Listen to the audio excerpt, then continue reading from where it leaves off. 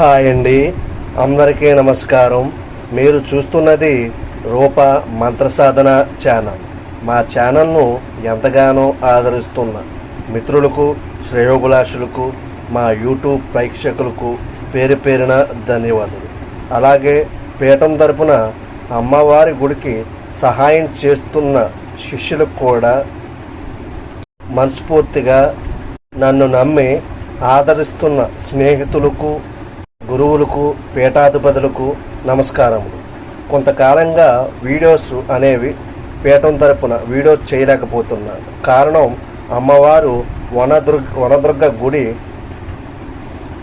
పనులలో తిరగడం జరుగుతుంది. సమయం కుదరక వీడియో చేయలేకపోతున్నాను.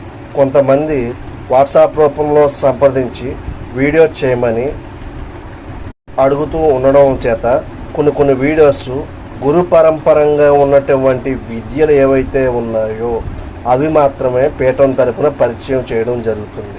ఒక బలమైన కారణం చేత అమ్మవారు వన దుర్గ గుడి కట్టమని ఆ తల్లి నేనే కదిలి వస్తాను అని చెప్పడం జరిగింది. మా గురువుల దయ వల్ల అమ్మవారి అనుగ్రహం నాకు పరిపూర్ణంగా అమ్మవారు ఆశీర్వదించారు. ఆ ప్రయత్నం మీదే గుడి మొదలు పెడుతున్నాను. అమ్మవారి గుడి కట్టడం అంటే మామూలు విషయం కాదు.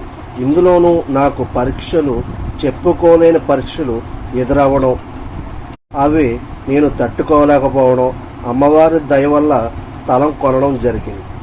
శంకుస్థాపన జరిగే సమయంలో కొంతమంది ఊరు పెద్దలు వచ్చి ఇళ్ల స్థలాల మధ్యగా గుడి కట్టకూడదు, గుడి నీడ పడుతుంది, మిగతా స్థలాల వాళ్లకు ఇబ్బంది అని చెప్పడం ద్వారాగా ఆ గుడి పనులు శంకుస్థాపన చేసినటువంటి ఆ స్థలం ఆగిపోయింది.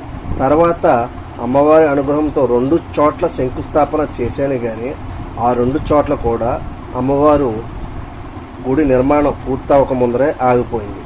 ఇది ఇలా ఉండగా అమ్మవారు పరీక్షలు పెడుతుంది అని అర్థం చేసుకుని పరీక్షలకు నిలబడలేకపోయాను. తర్వాత అమ్మవారు నేనే స్వయంగా గుడికి వచ్చి గుడి కట్టించుకుంటాను అని చెప్పడం జరిగింది. నా జీవితం విసిగిపోయిన నేను అమ్మవారి ధ్యానంలో ప్రార్థిస్తూ ఉండగా, నేను నీకు దగ్గరలోనే ఉన్నాను, వచ్చి నా దర్శనం చేసుకో అని చెప్పడం జరిగింది. కొన్ని ప్రాంతాలు తిరిగాను. ఒక చోట విగ్రహం ఉంది. అమ్మవారు ఆ ఊరిలో అమ్మవారు గుడి కడుతున్నారు అని అమ్మవారు విగ్రహం ఒక దాత ఇచ్చారు.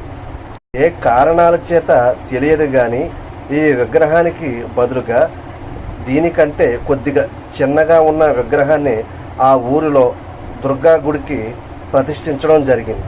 అమ్మవారు నాకు ఎలాగైతే దర్శనం ఇచ్చారో అలాగే ఆ విగ్రహం ఉండడం ఒక విశేషం. ఆ పూజారి గారిని అడిగితే, అమ్మవారి గుడి మీరు కట్టదలుచుకుంటున్నారు కాబట్టి అమ్మవారి విగ్రహం అక్కడ ఉంది, తీసుకుని వెళ్ళమని చెప్పారు పూజారి గారు. పూజారి గారి ద్వారా ఆ విగ్రహం ఇచ్చిన దాతను కూడా అడగడం జరిగింది. ఆయన అనుమతి కూడా ఇచ్చారు. అయితే అమ్మవారు దట్టమైన అడవిలో అమ్మవారి గుడి కట్టమని చెప్పడం జరిగింది. కొన్ని ప్రాంతాలు రాత్రి పగలు తేడా లేకుండా తిరగడం జరిగింది. అమ్మవారు ఒక ప్రాంతంలో కనబడి, ఈ ప్రాంతంలో నాకు గుడి నిర్మించమని అమ్మవారు పూర్తిగా చూపించడం జరిగింది.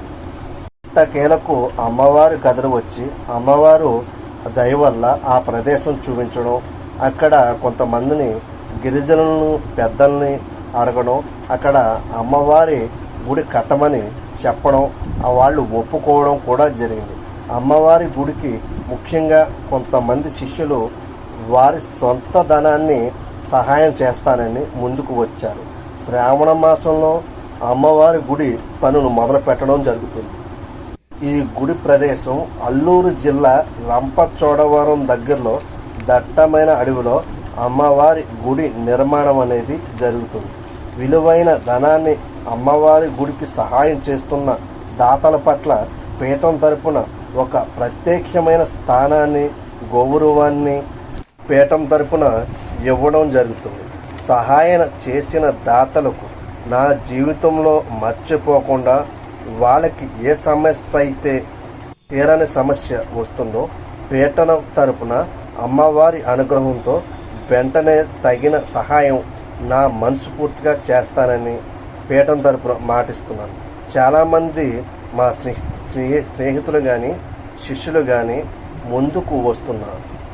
నా జీవితంలో ఎన్నో ఉపాసనలు చేశాను కానీ అవి నా వ్యక్తిగత జీవితానికి సంబంధించినవి.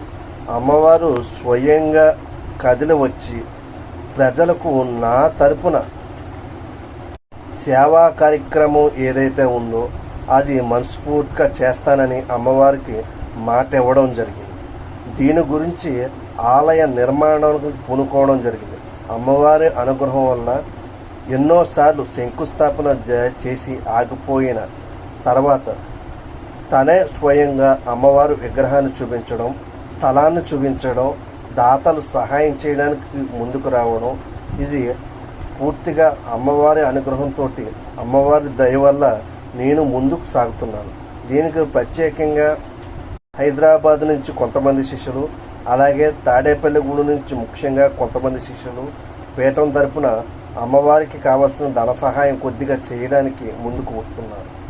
దాతలు ఎవరైనా ఉంటే కనుక వాట్సాప్ నెంబర్కి ఫోన్ చేసి మా నెంబర్ని సంప్రదించి విరాళం ఇచ్చే శిష్యులు కానీ దాతలు కానీ ఫోన్ చేసి తమ వంతు సహాయం చేయవలసిందిగా పీఠం తరపున కోరడం జరిగింది. పీఠం నెంబరు 9885793015కి ఫోన్ చేసి పీఠం తరపున ఎవరైనా ఇవ్వదలిచిన వాళ్ళు సహాయం చేసే దాతలు ఉంటే సంప్రదించగలరు. శ్రీ గురుభ్యో నమః.